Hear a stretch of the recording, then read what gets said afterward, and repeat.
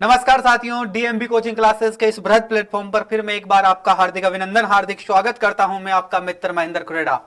साथियों, आज की करंट अफेयर्स की क्लास का सेशन हम शुरुआत करने जा रहे हैं और आज के सेशन की शुरुआत मैं किन्हीं दो लाइनों से करना चाहता हूं। देखिएगा, दो लाइनें इस प्रकार से हैं कि भीड़ में शोर मचाने वाले भीड़ में ही रह जाया करते हैं, कि भीड़ में शोर मचाने वाले लोग भीड़ में ही रह जाया करते हैं और सफल तो वो लोग होते हैं जो खामोशी से मेहनत किया करते हैं। सफल तो वो लोग होते हैं जो खामोशी से मेहनत करते हैं। तो साथियों, आज हम मेहनत करने वाले हैं और किस टॉपिक पर मेहनत करेंगे? भारत के इस्पात क्षेत्र पर। यानी कि आज हम इंडियन ज्योग्राफी के अंदर इस्पात वाला जो टॉपिक है उसको पढ़ने वाले हैं। देखिए साथियों, आप लोगों को लग रहा होगा कि सर ने आज ज्योग्राफी की क्लास ली है, लेकिन ज्योग्राफी की क्लास नहीं है साथियों, ये क्लास है करंट अफेयर्स की। अब आप लोग सोच रहे होंगे कि करंट अफेयर्स में ऐसे टॉपिक कहां से आते हैं, ये तो ज्योग्राफी का है ना। ये टॉपिक जो है किसका है? करंट अफेयर्स का ही है। अभी मैं आपको बताता हूं कि करंट अफेयर्स का किस प्रकार से है, लेकिन जो टॉपिक है वो किसका है? ज्योग्राफी का है।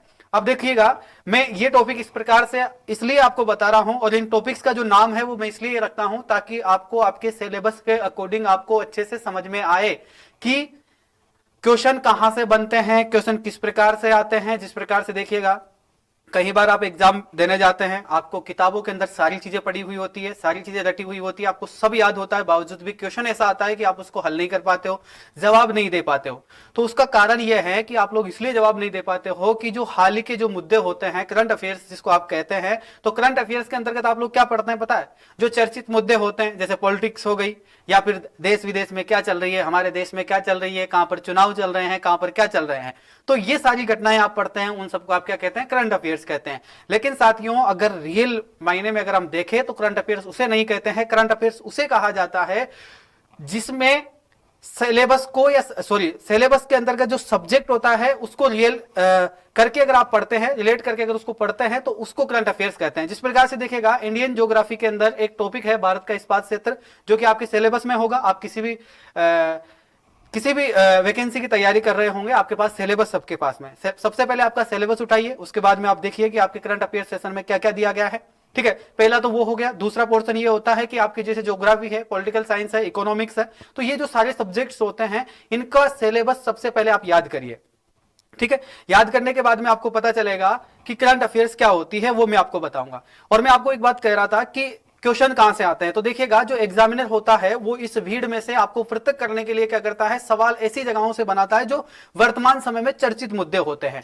यानी कि टॉपिक बहुत पुराना है, भारत के इस्पात क्षेत्र। आप जब से ज्योग्राफी पढ़ रहे होंगे तब से आपको यह पता होगा कि ज्योग्राफी के अंदर ये टॉपिक है, लेकिन ये हाल ही में करंट में आ गया है, तो इसी से एग्जामिनर सवाल बनाएगा आने वाले समय में, जो कि आप लोगों को पता होना चाहिए कि कहां से सवाल आया है। तो इन सवालों के ऊपर हम चर्चा करने वाले हैं। देखिएगा, हम 4 टॉपिक्स पर चर्चा करेंगे आज की क्लास में कि किन किन टॉपिक्स पर हम अध्ययन करने वाले हैं। सबसे पहले देखिएगा, भारत के इस्पात क्षेत्रों के बारे में जानकारी प्राप्त करेंगे। इस्पात क्षेत्र की अगर मैं बात करूं, यानी कि कहने का मतलब है, यानी कि भारत के अंदर कहां कहां पर इस्पात का उत्पादन होता है, कौन कौन से राज्य हैं। जिस प्रकार से आपको पता है कि सबसे पहला राज्य कौन सा आपका उड़ीसा आता है, दूसरा आपका झारखंड आता है। ठीक है, इस प्रकार से आपके क्रमबद्ध जो राज्य हैं उनके बारे में हम चर्चा करने वाले हैं कि कौन कौन से राज्यों में लोहा इस्पात उत्पाद होता है। इसके बाद में देखिएगा, मानसून के बारे में आप सामान्य जानते होंगे। डिकार्बोनाइजेशन की चुनौतियां क्या है, डिकार्बोनाइजेशन क्या है, इसके बारे में भी हम बात करेंगे। यानी कि इसको कहते हैं हम हरित स्टील। क्या कहते हैं साथियों?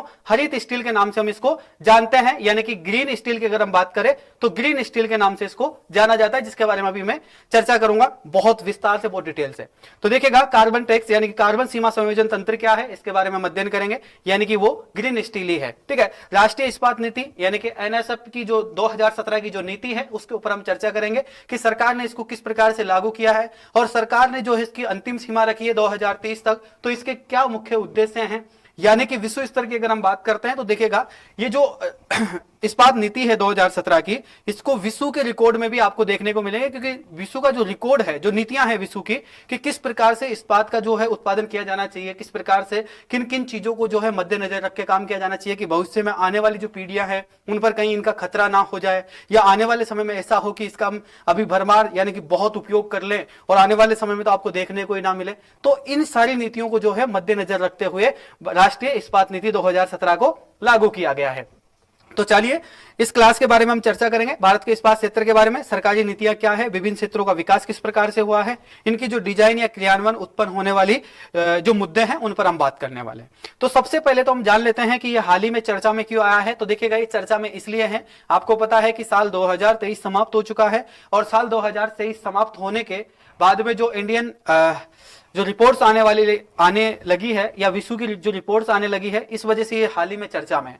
देखिएगा पिछले कुछ वर्षों में इस्पात क्षेत्र में जो है जबरदस्त वृद्धि देखी गई है, बहुत ज्यादा तीव्र जबरदस्त क्या देखी गई है, वृद्धि देखी गई है। किसके बाद में देखिएगा वृद्धि देखी गई है, भारत इस्पात उत्पाद के अंदर जो है एक यानी कि विश्व के अंदर हम बात करें तो एक वैश्विक ताकत बनने जा रहा है, यानी कि चीन के बाद में भारत का दूसरा नंबर है। फर्स्ट नंबर पर कौन सा देश है, चीन आता है, और दूसरे नंबर पर कौन सा देश बनने जा रहा है, तो साथियों दूसरे नंबर पर आपका जो है भारत बनने जा रहा है और दूसरा सबसे बड़ा उत्पादक बनकर उभर रहा है वर्तमान समय में। इसलिए ये करंट अफेयर्स के मुद्दों में चर्चित है।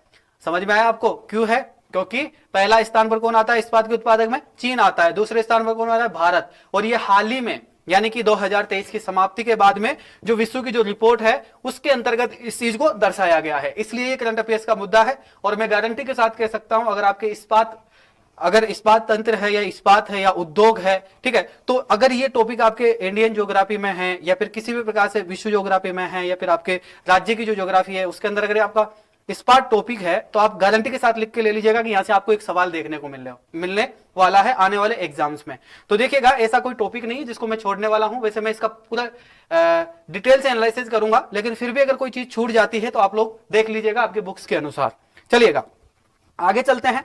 देखिएगा सबसे पहले अगर हम बात करें यानी कि इसके जो प्रमुख मुद्दे हैं वो किस प्रकार से रहा है उसके ऊपर हम बात कर लें कि भारत की जो स्थिति है इस समय इस्पात क्षेत्र की स्थिति क्या रही है, वर्तमान समय का जो परिदृश्य है वो किस प्रकार से है आप लोगों के सामने है।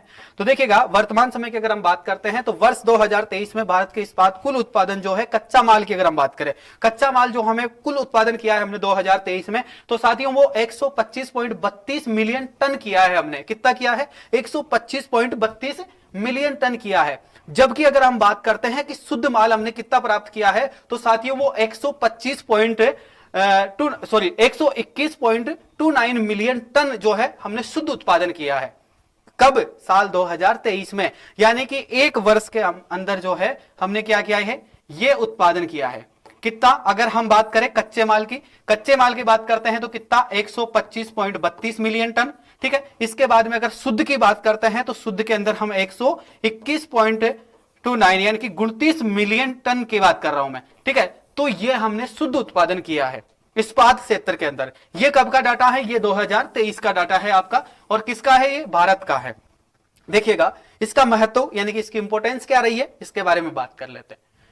देखिएगा इस्पात जो है विश्व में व्यापक रूप से उपयोग की जाने वाली सामग्रियों में से एक सामग्री है, प्रमुख सामग्रियों के अंदर रखा गया है इसको। लोहा और इस्पात उद्योग अन्य उत्पादक उद्योगों के आधार पर यानी कि बॉटम लाइन प्रोडक्ट है, एक तरीके से आप इसको कह सकते हैं, ठीक है। तो देखिएगा यानी कि ये जो आधारभूत मान सकते हो, इसको आधार मान सकते हो कि किन किन चीजों का निर्माण किया जाता है।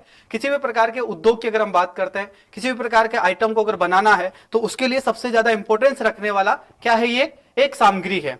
तो देखिएगा कौन कौन से उद्योग है जो इस पर निर्भर है, उन पर बात कर लेते हैं। इस्पात उद्योग का निर्माण, इस्पात उद्योग के निर्माण की बात करते हैं तो वो इस पर पूर्ण तरीके से क्या डिपेंड है। दूसरा बुनियादी ढांचा, किसी भी प्रकार का ढांचा बनाने के लिए हम इस पर डिपेंड है। तीसरा ऑटोमोबाइल के ऊपर, यानी कि किसी प्रकार के ऑटोमोबाइल का निर्माण करोगे तो उसके लिए भी आपको क्या चाहिए, यानी कि इस्पात की जरूरत पड़ने वाली। इसके बाद में इंजीनियरिंग और रक्षा जैसे क्षेत्र जो कि महत्वपूर्ण क्षेत्रों के अंदर मुख्य भूमिका निभाता है। ये कौन निभाता है, इस्पात क्षेत्र।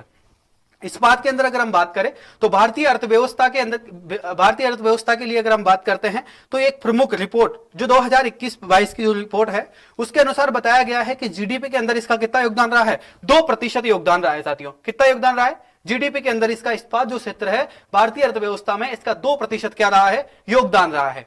2% योगदान जीडीपी के अंदर बहुत बड़ा योगदान मान लीजिएगा इसको, 2% नहीं है। अगर हम बात करें 0 पॉइंट कुछ % भी अगर होता है, ठीक है, तो इसका भी बहुत बड़ा उपयोग होता है या फिर एक बहुत बड़ी अहम भूमिका होती है जीडीपी के अंदर, और इसका अकेले का 2% हिस्सा है, याद रखिएगा। यह आपकी रिपोर्ट बताती है 2021-22 की, ठीक है। चलिएगा आगे चलते हैं, उत्पादक राज्यों की बात कर लेते हैं कि चलिएगा ये इस्पात तो है, इसका 2% जीडीपी में हिस्सा तो रहता है, लेकिन क्या भारत के किस राज्यों में इसका उत्पादन किया जाता है, ये कहां पर उत्पादित होता है, तो इसके बारे में देख लेते हैं।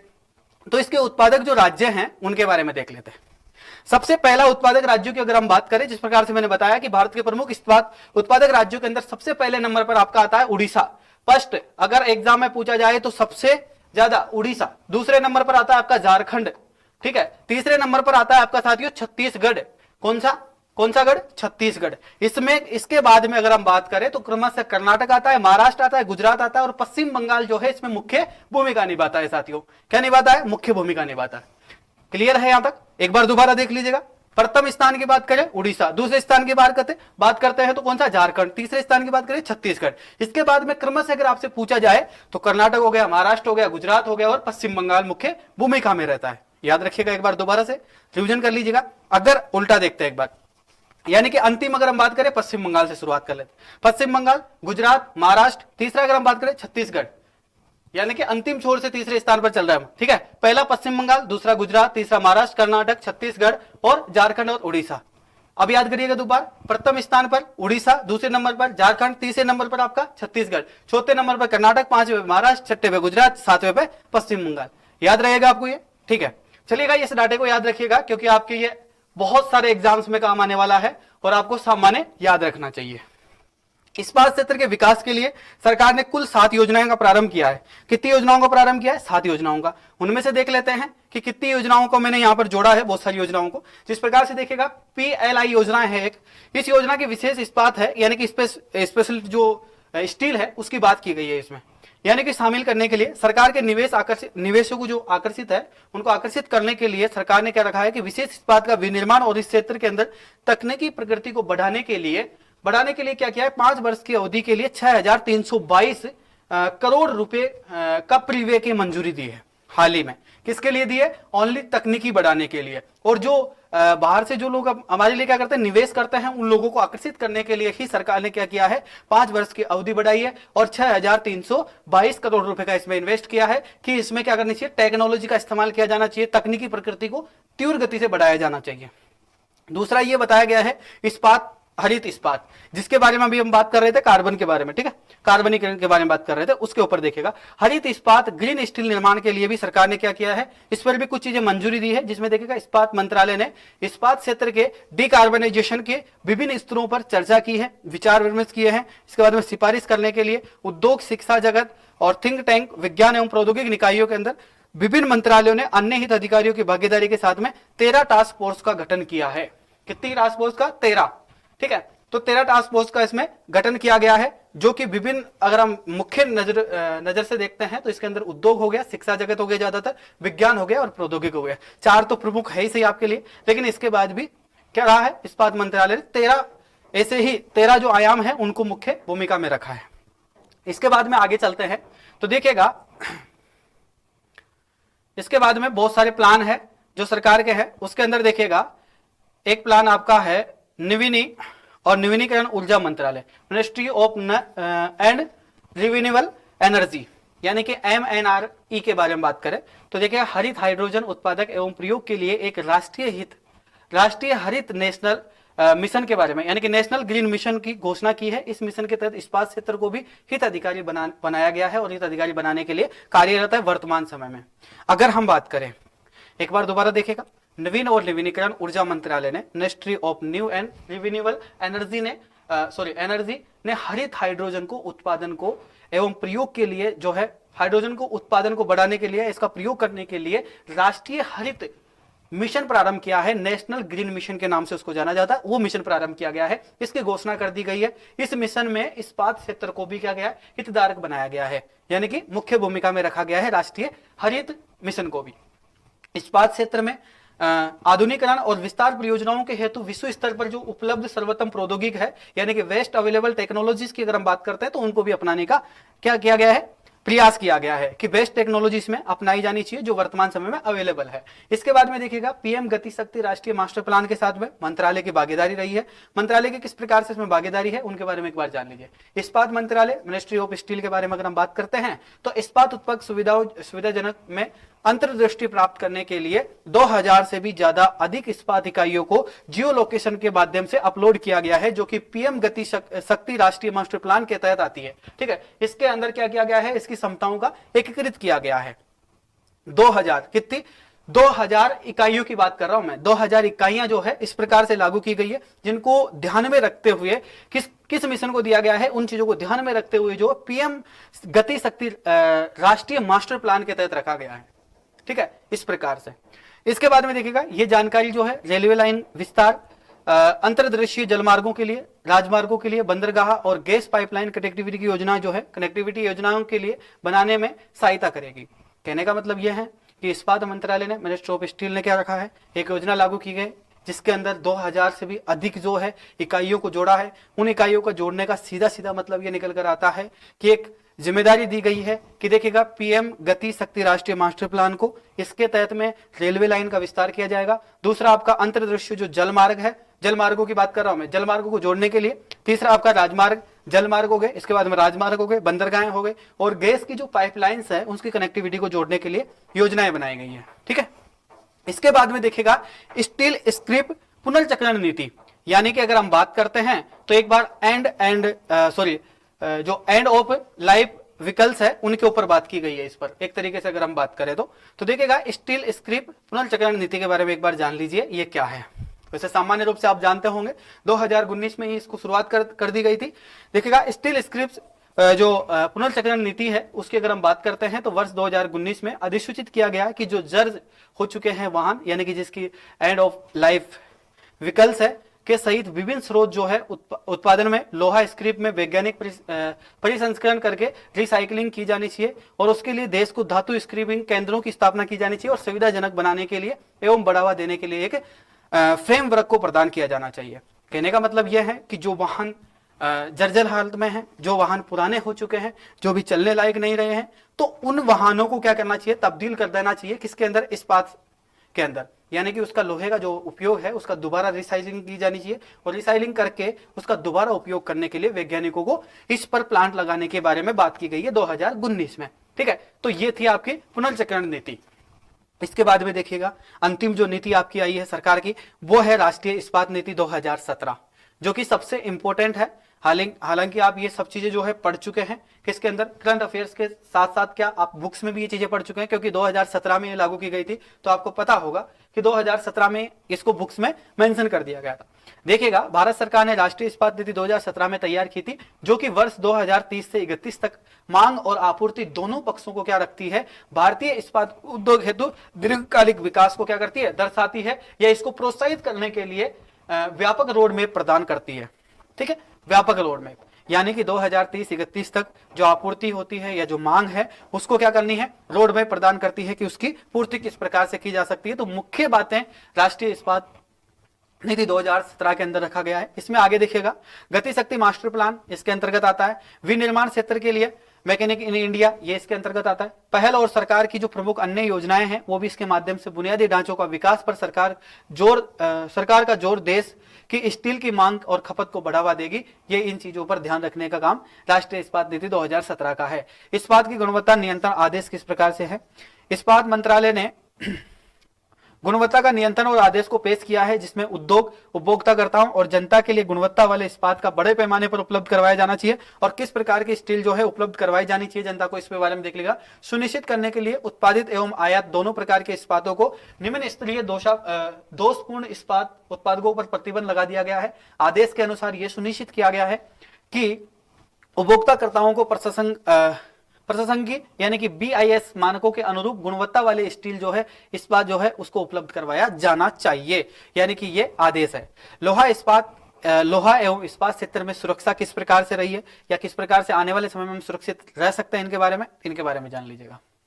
देखिएगा अब तक जो हमने टॉपिक्स पढ़े हैं वो सारे किसके द्वारा, यानी कि सरकार के द्वारा चलाए जा रहे प्रमुख 7 आयामों के अंतर्गत आते हैं। उसमें से ये 6वां या 7वां है। ठीक है, देखिएगा लोहा एवं इस्पात क्षेत्र में सुरक्षा, हितधारकों को, शिक्षावादियों आदियों के साथ में व्यापक विमर्श के बाद में, यानी कि एक बड़ी बातचीत के बाद में एक सलाह ली गई है कि लोहा और इस्पात क्षेत्र के लिए सामान्य यानी कि 25 सामान्य न्यूनतम सुरक्षा दिशा निर्देशांक एक सेट तैयार किया गया है। उसके अंतर्गत ही क्या किया जाएगा, काम किया जाएगा। कितने हैं, न्यूनतम जो है 25 सुरक्षा दिशा निर्देशांक दिए गए हैं। ठीक है, ये सुरक्षा दिशा निर्देशांक वैश्विक मानकों के अनुरूप है, यानी कि विश्व के जो मानक है उनको अनुरूप रखा गया है, उनके अनुरूप है तथा लोहा एवं इस्पात उद्योग क्षेत्र में उद्योग में सुरक्षा पर ILO के आचार कोड की अपेक्षा के अनुरूप किया गया है, यानी कि इसके अंदर सभी प्रकार के विश्व स्तर के जो मानक है वो भी है और ILO के जो कोड है वो भी इसके अंदर मान्य है। ठीक है, सुरक्षा व स्वास्थ्य सिद्धांतों को परिभाषाओं पर विश्व इस्पात के संघ को मार्गदर्शन और दस्तावेज भी इसमें इनपुट किया गया है, यानी कि उन सारी चीजों को मद्देनजर रखा गया है जो चीजें इसमें इंपॉर्टेंस रखती है। नेशनल मेटलाइजर्स अवार्ड, यानी कि ये अवार्ड क्या है, इसके अंदर देखिएगा अंतिम जो एक क्वेश्चन आप लोगों के लिए लिख कर आता है, नेशनल मेटलाइजर्स अवार्ड। ये अवार्ड उन लोगों को मिलता है जो कि धातु वैज्ञानिक जो क्षेत्र है उसके अंदर उत्कृष्ट कार्य करते हैं। ठीक है, उनको एक अवार्ड से सम्मानित किया जाता है। और ये अवार्ड कौन देता है, तो ये आपका इस्पात मंत्रालय के द्वारा दिया जाता है। इस्पात मंत्रालय के द्वारा दिया जाता है उन लोगों को, यानी कि उन वैज्ञानिकों को दिया जाता है। ठीक है, चलिएगा, तो आज की क्लास जिस प्रकार से हमने रखी, देखिए साथियों, आज की क्लास हमने जिस प्रकार से जानी, यानी कि इंडियन ज्योग्राफी के अंतर्गत आपका ये टॉपिक आता है भारत के इस्पात क्षेत्र, इसके बारे में हमने संपूर्ण जानकारी प्राप्त की है। एक बार शॉर्ट में हम इसको क्या कर लेते हैं, रिवीजन कर लेते हैं, जो आपके एग्जाम की दृष्टि से सबसे इंपॉर्टेंट होने वाले हैं। तो सबसे पहले आप लोगों को वही करना है जो मैंने कहा है। सबसे पहले आप लोग अपना सिलेबस लीजिए, उसमें आपके जो टॉपिक्स है उनको याद कीजिए, कौन से सिलेबस कौन से सब्जेक्ट में आपके क्या क्या टॉपिक आते हैं उनको आप याद कर लीजिएगा। पहले सबसे पहला काम यही है, आपको सिलेबस को याद करना। सिलेबस अगर आपको याद है तो आपको कोई भी टॉपिक पढ़ते हैं या कहीं पर भी आप बात करते हैं या कहीं पर आप करंट अफेयर्स के कोई भी मुद्दे पढ़ते हैं या किसी से सुनते हैं या कुछ भी चीज अगर आप करते हैं तो आपको तुरंत याद आ जाता है कि यार ये मेरे सब्जेक्ट में है, शायद इसकी नॉलेज ज्यादा लेनी चाहिए मुझे। इसलिए इन चीजों का ध्यान रखिए कि आप जिस भी एग्जाम्स की तैयारी कर रहे हो उसका सिलेबस आपको मुझे याद होना चाहिए। तो देखिएगा, इसके अंदर हमने बात की भारत के इस्पात क्षेत्रों की। अगर हम बात करें तो देखिएगा, हमने बात कर चुके हैं कि जो भारत के मुख्य जो क्षेत्र है उनके बारे में हम बात कर चुके हैं, झारखंड, उड़ीसा, इनके बारे में, छत्तीसगढ़, ठीक है, गुजरात, पश्चिम बंगाल, इनके बारे में हम बात कर चुके हैं। यही हमारे प्रमुख क्षेत्र है, जिसके अंदर अगर हम बात करें मोटे मोटे क्षेत्रों की अगर हम बात करें, प्रमुख 7 क्षेत्र हमारे यहाँ पर आते हैं। डिकार्बोनाइजेशन चुनौतियों के बारे में हम पढ़ चुके हैं। इसके लिए एक मिशन प्रारंभ किया गया है जिसको क्या कहते हैं, हरित स्टील के नाम से हम जानते हैं। ठीक है, यानी कि ग्रीन स्टील के नाम से आप उसको जानते हो। इसकी चुनौतियों का जो है उसका समाधान किया गया है। इसके बाद में राष्ट्रीय इस्पात नीति NSP 2017 के बारे में मैंने आपको संपूर्ण जानकारी दी है। ठीक है, इसका एक मानक रखा गया है कि 2030 से 31 तक, कब तक, 2030 से 31 तक जो मांग और आपूर्ति रही है भारत में इस्पात क्षेत्र में, उसकी पूर्ति करने का जो लक्ष्य रखा गया है वो 2017 की जो आपकी कौन सी नीति है, राष्ट्रीय इस्पात नीति है, उसके अंतर्गत रखा गया है कि इसको 2030-31 तक हमें क्या करना है, आपूर्ति और मांग को बराबर करना है। ठीक है, चलिएगा, तो इस प्रकार से इंडियन ज्योग्राफी की क्लास आप इसको मान सकते हैं, लेकिन है क्लास करंट अफेयर्स की। तो आज क्लास की हम समाप्ति की ओर चलते हैं और मैं आप सभी से गुजारिश करना चाहता हूं और एक निवेदन करना चाह रहा हूं कि साथियों, आप लोगों को अगर ये क्लास अच्छी लगी तो आप मुझे लाइक कर सकते हैं। अगर आपको ये क्लास खराब लगती है या कोई भी टॉपिक में मिस्टेक है या कुछ हमें सुधार की जरूरत है तो आप कमेंट करके बता सकते हैं। और अगर ये क्लास में आपको इंटरेस्ट नहीं आया तो आप मुझे डिसलाइक जो बटन है उसको आप क्लिक करें और मुझे ये संदेश दें कि आपकी क्लास हमें पसंद नहीं आई है। तो मैं आने वाले समय में इसमें सुधार करने की कोशिश करूंगा। यानी कि शिक्षा का मुख्य उद्देश्य यही है, यानी कि सीखना है, ठीक है, और सिखाना है। आपसे मैं सीखूंगा, आप मेरे से सीखेंगे तो ही अच्छा है हमारे लिए। तो मैं आप लोगों से निवेदन कर रहा हूं फिर वापस कि आप क्लास को शेयर करें। अगर आपको अच्छी लगती है तो क्लास को लाइक करें, नहीं तो आप डिसलाइक करें और कमेंट करके मुझे बताएं कि सर आपको इस चीज में सुधार करना चाहिए। ठीक है, मेरी जो भी कमी है वो आप लोग मुझे बताएंगे तो मुझे अच्छा लगेगा और मैं उसमें सुधार करने की पूरी कोशिश करूंगा। यानी कि मैं भी आपसे कुछ सीखता रहूं और आप भी मुझसे कुछ सीखते रहे, तो हमारा आपस में जो समन्वय है वो हमेशा बना रहेगा लंबे समय तक। तो चलिए आज की क्लास की समाप्ति करते हैं। तब तक के लिए आप मुझे अनुमति देंगे। जय हिंद, जय भारत, वंदे मातरम। फिर मिलते हैं अगली क्लास में, तब तक के लिए थैंक यू, शुक्रिया, धन्यवाद सर।